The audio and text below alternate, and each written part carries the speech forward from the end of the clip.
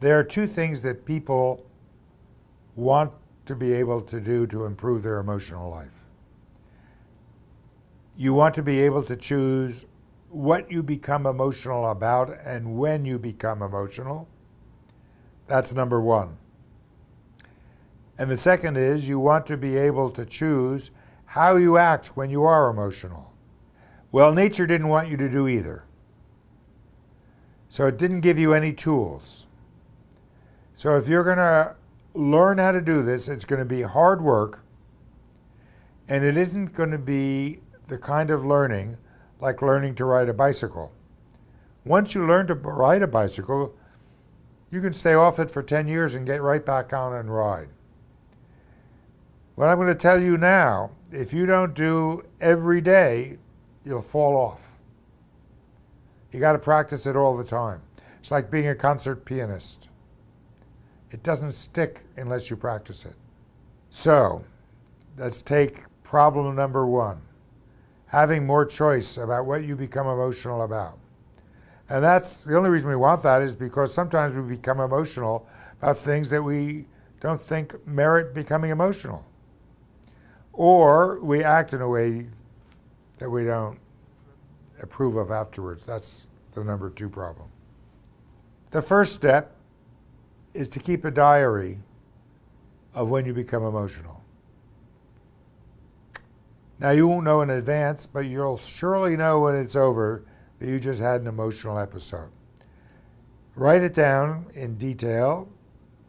Do this for a month. Then go through it and look for what are the themes that are causing your emotions. If it isn't apparent to you, get a friend to look at it. But it should be very apparent to you when you read through this diary. And you should be able to identify 3 or 4 redundant things that are again and again getting you to act emotionally. Now, the ones where you think you responded emotionally and there was no reason to be emotional, draw a red circle around them.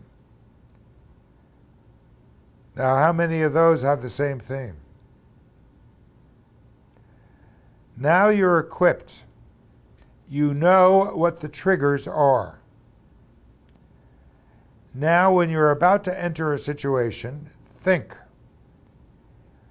is this likely to trigger one of my themes? If so, what can I do? Can I calm my mind? Do a full body scan? Do meditation? Did I not get much sleep last night, so I'm likely to go off? Maybe I better postpone this meeting because it's going to have one of my hot triggers. Or am I in pretty good shape? And I'm prepared and I know what might be coming right down the road. That's step one on problem one. Step two is harder. And it is to increase the gap between impulse and action. The way this works, and emotion episodes begin with an appraisal that something is triggering your emotion that's based on your previous life experience, that's stored in what I call your emotional alert database. This diary is trying to find out what's in that database. But this appraisal mechanism is continually scanning wherever you are, looking for any of these triggers. And it's incredibly fast and not always accurate. The moment it clicks on something, an impulse arises. That impulse, if it gets to the circuitry in your brain for a particular emotion, it'll set off the emotion in your expression, your voice, your posture, your words. But it takes time for the impulse to get translated into action. You want to lengthen that time so you can spot the impulse arising before you act. This is not easy. For some people, it's a lot easier for others because they normally have a very slow rise time. And others, so I call the attack dogs, they have almost instant, very little delay between impulse and action. But strangely enough, the only thing that seems to stretch that out is a contemplative practice called mindfulness. And it takes a minimum of about 20 minutes a day and at least 4 days a week if you want to try it.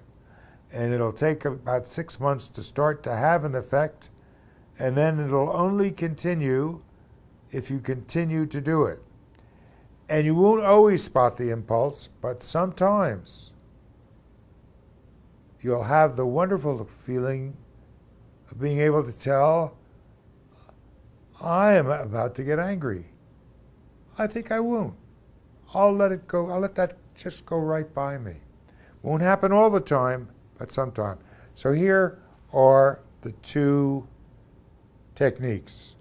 One, the trigger diary to find out what's in your emotion alert database. Number two,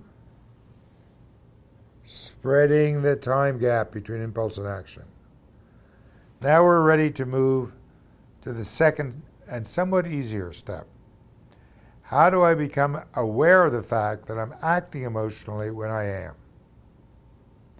There are two things that can ring the bell and let me know that I'm doing it. One is pay close attention to the other person's facial expressions, because they're the recipient of your emotions. You can't see your own face. They see it.